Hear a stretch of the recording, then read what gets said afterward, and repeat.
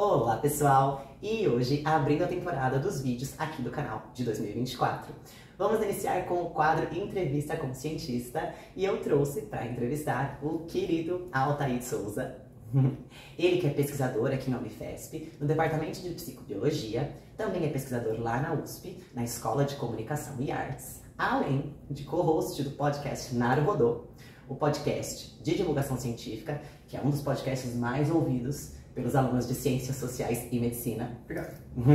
Também é criador da página aqui no YouTube, do canal aqui no YouTube, o canal Cientística, onde são transmitidas as disciplinas de Estatística Aplicada à Psicobiologia, que inclusive estão abertas as inscrições. Eu vou deixar na descrição a forma, né, de tanto alunos externos como alunos internos de entrarem. E eu costumo dizer, professor, que quem faz as suas disciplinas e assiste a Naruhodô se torna um pesquisador muito mais completo. Obrigado. Essa é a meta, que bom. Então, primeiro eu queria agradecer a presença, de doar um pouquinho do seu tempo, que eu sei que é bem corrido aqui para nós, pro nosso programa. E eu vou direto ao ponto. Sim.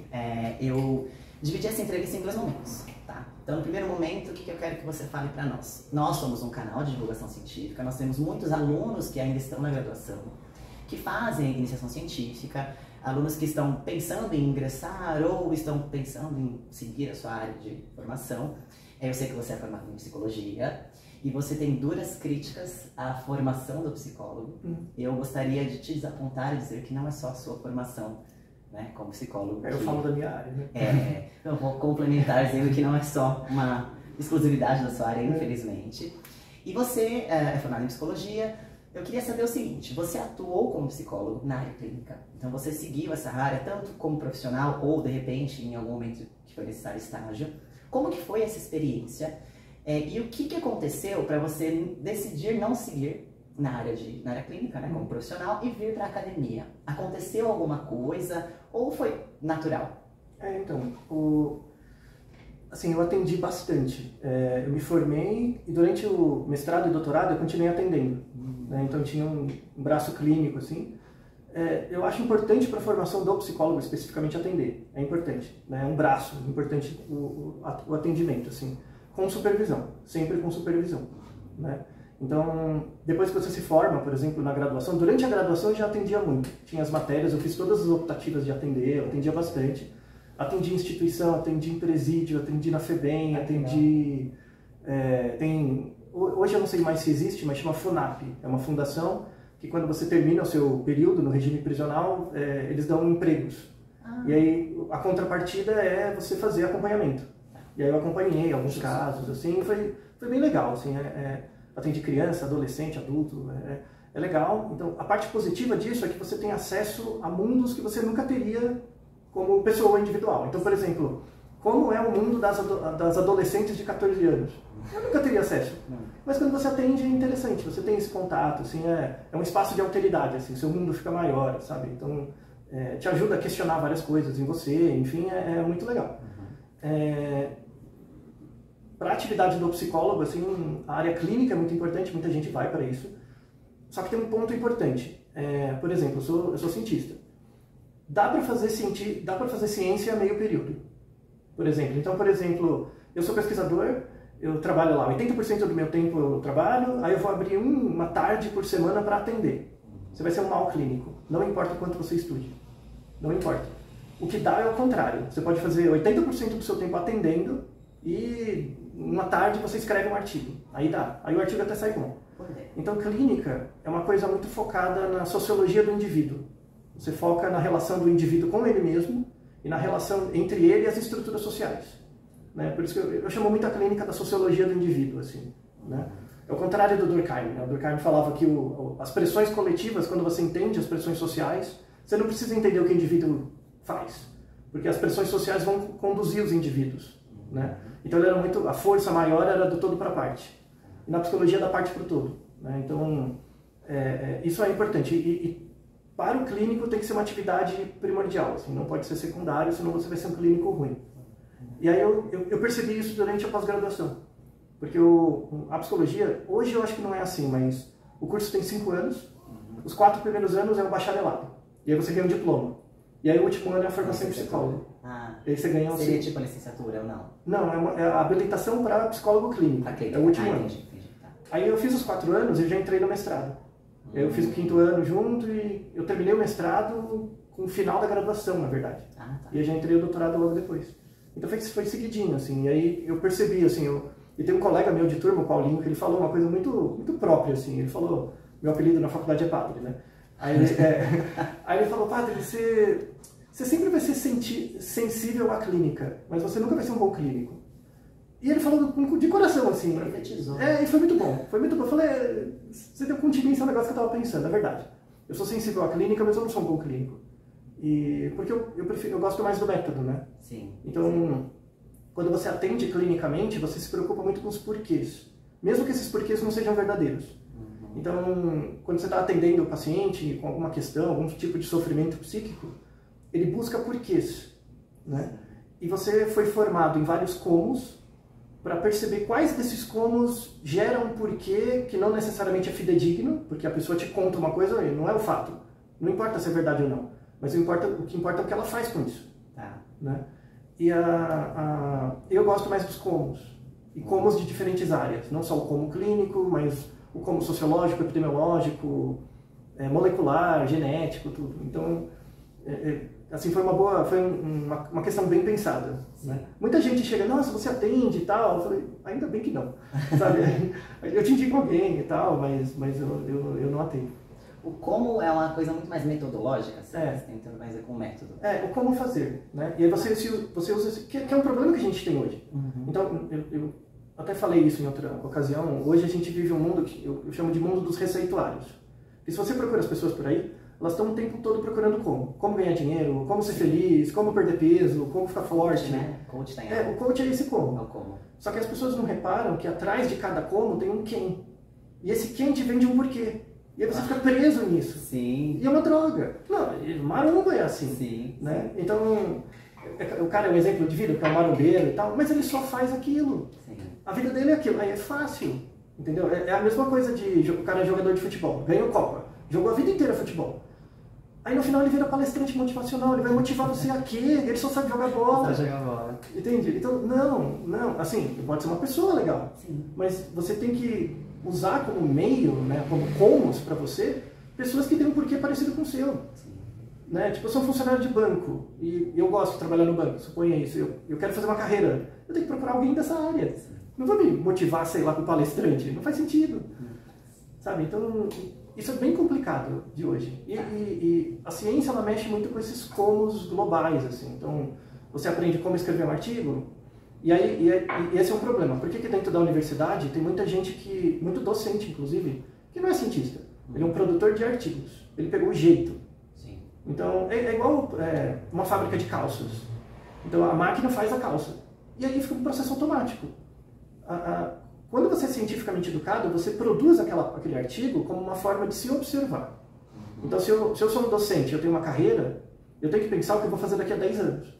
Para onde a minha linha de pesquisa vai? Sim. Né? Que perguntas eu quero responder? Que muda muito, né? Que vai mudando, mas os métodos não. Tá. Então, daqui a 10 anos eu quero responder essa pergunta de pesquisa, para isso, essa pergunta é composta de tais partes, eu vou precisar de tantos alunos. Isso todo docente devia saber. E nas disciplinas a gente mostra isso. Não no curso 1, mas no 2 e no 3 a gente mostra isso. Né? Todo esse delineamento mesmo, que é possível. E não só dentro da academia. Você pode fazer isso dentro de um emprego, por exemplo. Então tem curso GV, INSPER, você paga 60 mil reais no MBA de gerência de projeto, quando na verdade é o que a gente devia fazer aqui. De graça. Sim. Sabe? Então é complicado. Sabe? É complicado. Entendi, faz sentido. Aqui a gente discute bastante, eu aqui com os meus colegas, a gente discute muito essa questão de ser pesquisador. Eu sou pesquisador e eu trabalho com pesquisa. Afinal de contas, Altair de Souza, você só pesquisa ou você também trabalha? Como considerar a pesquisa científica um trabalho? Isso é possível? Sim, pesquisa científica não é um trabalho. Por definição, não deveria ser. É por uma continência assim, social, mas não deveria. Por quê? Todo trabalho é ligado a uma profissão que é ligado a um lugar social. Então, por exemplo, você é educadora física. Sim. Então, você entrou na faculdade, fez as matérias lá, te deram um carimbo, um papel, você é educadora física. ser educador físico é muito mais do que ser educador físico, porque você ocupa um lugar social. Então, e esse lugar social, quando você fala para alguém, eu sou educador físico, tem uma série de expectativas que as pessoas têm, né? Que criam estereótipos mesmo. Então, você imagina, se for um educador físico homem, imagina lá com aquela bermudinha, com um copinho do lado, né? Com aquela, sabe, uma roupinha de exercício. Isso é construído nas pessoas. As pessoas não nascem com isso, mas isso é partilhado nas representações sociais. Então, por exemplo, quando eu preciso de um educador físico e eu recorro a alguém que tem esse estereótipo, parece mais confiável, né? Mas tem muita variabilidade, tem pessoas de todos os tipos que fazem a mesma graduação, né? E qual que é o problema? E aí eu vou usar você como exemplo. Imagina, por exemplo, um engenheiro, tá? Engenheiro civil. Imagina que teve uma guerra aqui, demoliu tudo e você perdeu sua casa. E aí você tem que construir um abrigo para você, uma casa. Você acha que você é capaz de construir uma casa? Não. Por que não? Não sei nem por onde começar. Eu vou ter medo de construir e ela cair. Isso. Eu não vou saber como fundar isso, como deixar firme. Sim, mas você visualiza para as partes. Tem que ter uma preparação para isso. Mas, por exemplo, você consegue bater uma laje. Sim. Né? Levantar uma parede, colocar coisas no prumo. Com treino, você consegue né? Construir, com um pouco de prática. Né? Por que você prefere, dado que você se sente com um certo treinamento capaz de construir uma casa, por que você prefere morar na casa do engenheiro civil e não a sua? Talvez por a mesma pergunta anterior. Eu me sinto mais segura lá. Então, e por que o engenheiro civil te dá mais segurança? Porque ele estudou para aquilo? Porque ele sabe fazer aquilo? O ponto é quase esse. Não é porque ele constrói é porque ele constrói a casa menos errado que você. Menos errado. Essa é a ideia. Tipo, pode ser que a casa caia? Pode ter um terremoto. Aqui não tem terremotos, mas pode acontecer. Só que nenhum desses prédios é projetado para terremoto. Porque a gente sabe probabilisticamente que aqui a chance de ter terremoto é baixa. Sim. Mas pode acontecer uma vez? Pode. Vai cair tudo? Vai. A culpa é do engenheiro? Não. Porque ele errou menos. Ele partiu do pressuposto que não existe terremoto aqui, ele dimensionou. Sim. Não existe uma casa certa. Existe uma casa menos errada. Sabe? Então, o problema da profissão é isso. Quando você está dentro da profissão, se você se formou engenheiro civil, você construiu 20 prédios, e por acaso você não estava no cálculo, teve um terremoto e um deles caiu, a culpa é sua. Não importa o que aconteça, porque você assina aquela droga. Sim. Sabe? Sim. Então, a ciência não é assim. Você não tem um lugar social assim. Por exemplo, me dão verba para fazer uma pesquisa, eu posso chegar em conclusão nenhuma. E aí, por exemplo, sei lá, vou fazer treino com você, aí eu quero um resultado depois de um certo tempo. E não chego nesse resultado. Eu falo, eu estou pagando. Como assim? Né? Toda vez que você tem uma formação, uma profissão, você vai demandar um serviço. E esse serviço você troca isso por trabalho, por dinheiro, e aí a coisa acontece. Então, se eu estou te dando um serviço e você está pagando, tem que dar certo. Sim. Ciência não é assim. Não dá certo, dá menos errado. E as pessoas não estão preparadas para comprar esse produto. Sabe? Porque não é um produto. E aí volta na questão, não é uma profissão, é estranho mesmo. Vou aproveitar, então, vou usar esse momento. Essa semana mesmo, discutindo, né, tentando montar a pauta para essa entrevista, e eu vi assim, mas o momento que eu estou produzindo um artigo, eu estou ali, eu estou trabalhando, porque aquilo que de repente, na discussão em questão, sobre Alzheimer, a minha amiga vai estudar Alzheimer e ela vai visualizar uma forma do exame, enfim, de alguns exames serem mais assertivos nessa questão do Alzheimer, e ela falou assim, e o médico vai usar aquela minha descoberta em prol de uma coisa melhor para a medicina. Então ela fez essa ligação, essa associação de que eu estou trabalhando para o médico e o médico vai entregar essa resposta. Então a pesquisa, e eu tive essa discussão calorosa sobre isso, porque falei, não, mas isso não é trabalho, estudar não é trabalho. Não, mas eu tenho momentos de estudo e eu tenho momentos em que eu estou produzindo. Então, o produzir, que seria a ciência, ela considera um trabalho por causa disso, porque ele vai entregar algo para a sociedade. Não necessariamente. Senão, qual o sentido do matemático puro? Que trabalha com teoria dos, sei lá, com fuzzy theory. Ele produz para nada. Para nada. Então, que aí tem um ponto antes. Tem a diferença entre ciência, educação e tecnologia. Né? Então, educação é o que você estuda. E a educação, por exemplo, ela não é voltada para o conhecimento do mundo, ela é voltada para gerar um ator social. Então, quando você fez ensino médio não era para ser uma pessoa melhor, era para ser um operário melhor. Aí você fez faculdade para ser um operário melhor. Aí virou educadora física. Beleza? Então você está ocupando as caixinhas.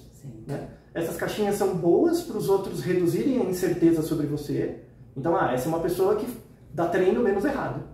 Né? Mas isso anula você um pouco também. Porque você pode ser uma pessoa mais variável. Sim. Só que o outro não repara, porque ele coloca você nessa caixinha. Então, tudo bem. Então, isso seria educação. Tá? Pensando na academia, o que você produz, artigo, pesquisa, tal, é tecnologia. Eu produzi uma tecnologia que vai usar para alguma coisa. Okay. Tanto é que você pode fazer tecnologia fora da universidade.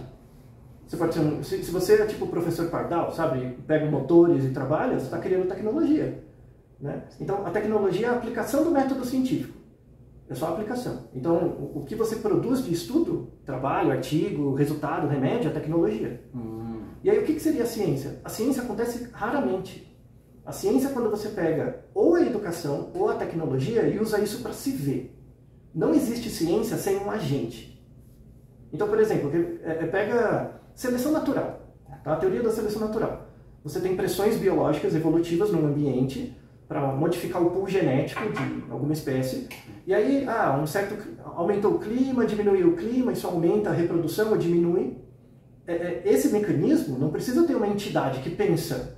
Né? Isso vai acontecendo, é dinâmico. Tá? Então, o mecanismo da seleção natural gera tecnologias, que são espécies diferentes, coisas diferentes. Tá? Gera diferentes tecnologias. E você, como agente de fora, você vê esse mecanismo, a seleção natural fez isso, eu posso usar esse mecanismo para criar um mecanismo de manipulação genética. É um outro nível de tecnologia, feita por um agente. Então, existem tecnologias que não são feitas por agentes, são resultados de dinâmicas coletivas, e tem mecanismos que são criados por agentes sencientes, né, que pensam neles mesmos. Quando você pega um agente que pensa nele mesmo e ele usa a tecnologia para mudar ele mesmo, aí é científico. Não existe ciência sem agente, sem uma pessoa. Sim, é ciência, né? A gente fica uma coisa meio assim, ciência. A ciência não é uma pessoa, não é um sentimento, é um processo. E o cientista é quem usa esse processo. E ele, isso não é trabalho. Rigor não.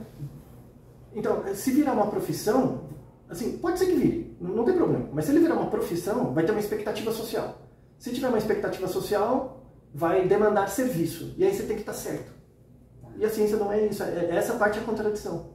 Eu posso me esforçar muito para descobrir que não dá para fazer o que você quer. Mas como assim eu estou pagando? Sinto muito. Sinto muito. Não encontrei, não consegui. Complicado. Não é ambíguo? É ambíguo. Assim, eu continuo, mesmo após essa conversa, ainda estou aqui. Vou levar para o coração e vou pensar melhor nisso. Mas pense assim, eu não me importo com ambiguidade, eu sou esquisito, eu não me importo. Sair do armário disso, dane-se, sabe? Eu falo, livre, né? Uma das coisas que você ficar um pouco mais velho é que você para de se importar, assim, é muito de boa. Assim. Você faz...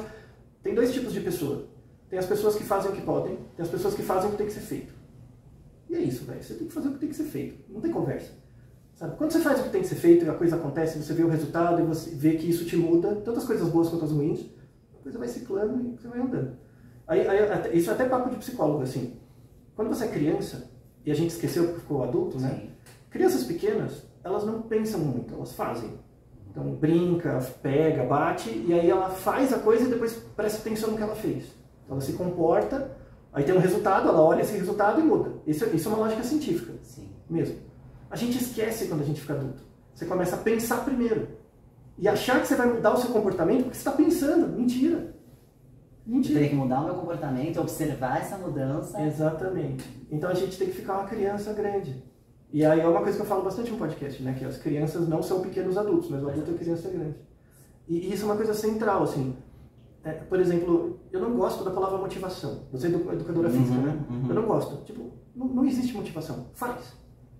Não pensa, faz. Vê o resultado e vai... E isso é motivação. Você tem um estudo sobre isso, não tem? Sobre a aderência, exercício físico. Exercício físico. Que tem a ver com motivação. Então, quando a gente fez esse estudo, então tem a ver com teorias de motivação clássicas, assim, mas o conceito de motivação, e aí vem do Maslow, o melhor conceito, né? Motivação não é uma coisa de dentro para fora, é de fora para dentro. A motivação, ela começa como uma reação. Então, por exemplo, vou levantar peso. Aí, eu não sei o que é levantar um halter, nunca levantei na vida. Como eu vou me preparar? uma coisa que eu nunca fiz. Sim. Faz o negócio. Não, você sabe disso melhor que eu. Quando você começa treinamento, imagina, você nunca treinou. Você tem que começar com carga baixa, fazer um movimento bem direitinho para pegar Com certeza, a consciência corporal. Saber onde que mexe, quando você mexe e tal. Então você começa com peso baixo. Sim. Porque você não sabe. Então como é que eu vou me preparar psicologicamente para uma coisa que eu nunca fiz? Então faz. Né? Então toda motivação começa com uma reação. Aí gera um efeito em você. E aí você vai... Aí a motivação aparece. A motivação não começa do zero. Tudo começa com uma reação. E para fazer... A ciência é um pouco assim também. A ciência é o exercício disso. É o exercício dessas reações. E aí quanto mais métodos você conhece, mais reações dentro de você gera. Então, por exemplo, eu já fiz pesquisa molecular, já pipetei, por exemplo, para ver como é. Já, com a Kim Sun Lee aqui na bioquímica. Que legal. Né? A gente se conhece há muitos anos, né? Então, deixa eu fazer uma semana aí com você, e ela é bem chata. Eu falei, não, tá bom, então fiz, aprendi. Tá. Já fiz pesquisa com Você já rato. foi povo da célula, então. Já fui povo da célula, fui povo do rato. Fui povo do rato. Que ótimo. Já atendi, né? Já fiz protocolo clínico, tal, na psiquiatria, por exemplo. Já fiz entrevista antropológica, etnografia, de morar um tempo no lugar para entender o negócio. Que legal. Então tem essa parte quali, né? Inclusive o nosso curso mais avançado vai entrar essa parte quali também, como fazer entrevista. É o curso 3. Vai começar esse ano. Então, quanto mais métodos você entende, mais jeitos diferentes de perceber o mundo você tem. Se você usar isso como tecnologia, vê uma coisa, é metade do caminho. Ah, eu fiz essa entrevista, isso gerou um livro e gerou algum trabalho, uma política pública. Mas o quanto isso te muda? Né? Essa é a diferença do tecnólogo e do cientista. O cientista é você pegar para você mesmo. Tá, isso é ótimo. Por isso que você disse que a gente, o nosso trabalho, o nosso projeto, ele tem que falar conosco, né? Tem muito mais a ver com a gente do que de repente. E isso, infelizmente, não acontece muito na academia, né? A gente vê pessoas pegando trabalhos que já estão meio caminho e vai, faz, e a pessoa talvez se frustra. Isso, então, aí você tem que alinhar a expectativa. Por exemplo, pensar em trabalho. Tipo, eu trabalho como cientista, então, por exemplo, durante a pandemia, eu modelei dados de Covid do governo de Honduras, porque eles não têm estatística no país. E aí a Unifesp tinha uma parceria, estou brigando para ter de novo, burocracia do inferno, para ter uma parceria com o governo de Honduras, então, isso é 10 anos atrás, 9 anos atrás, e vieram 3, 4 alunos, que eram professores da universidade lá, vieram fazer doutorado aqui. E eu dei aula para eles. E aí a gente ficou amigo e tal. Agora a Lizen, ela é quase ministra da saúde de Honduras. E aí durante a pandemia a gente, a gente montou um time, 8 pessoas, para prever os casos em Honduras durante toda a pandemia. Sabe? Isso é um trabalho, né? Então você usa o método para ter um resultado, gera um serviço, é pago por isso, e beleza. Você pode usar isso. Mas ao mesmo tempo, quanto que isso te traz, né, de coisas? Então, boa parte das coisas que eu faço como cientista, nesse sentido de se auto-observar, é quase de graça. Mas tem serviço, a consultoria. Ah, precisa fazer uma entrevista, juntar os dados, fazer alguma coisa? Não, a gente faz. É trabalho. Porque você tem as skills, né? Sim, então, isso é uma vantagem da atividade acadêmica. Você desenvolve muitos métodos e desenvolve muitas skills úteis. Só que você não desenvolve, e aí é um problema, você não desenvolve a autoestima suficiente para perceber que você é melhor do que a média. Porque a academia te nivela por baixo, assim. Sim. Então, tem que ter essa construção do seu ego também, que é complicado. Complexo. Muito complexo. Bom, eu acho que eu estou satisfeita, porque eu havia... Desculpa que eu falei demais. Eu imaginei, eu queria transformar num podcast, gente, mas eu acho que não vai dar. Mas quem sabe numa outra oportunidade. Eu queria te agradecer muito por esse momento. Eu sei o quanto é difícil, eu tentei algumas vezes, não foi tão difícil assim. Não foi mesmo. Não foi. Até que eu dei sorte. Mas assim, eu sei o quanto você tem suas atividades, eu queria te agradecer em nome do programa. Obrigado. Muito obrigado, você é muito bem-vindo. Obrigado. Se aqui quiser, estamos de portas abertas. Obrigado. Tá bom? Obrigada. E é isso, pessoal. Se vocês gostaram do vídeo, deixa o like, compartilha com alguém e não deixem de se inscrever no canal e seguir nossas redes sociais. Eu vou deixar as redes sociais do Altair e o canal, enfim, tudo aqui na descrição do vídeo. Tá bom? Tchau, tchau. Obrigado.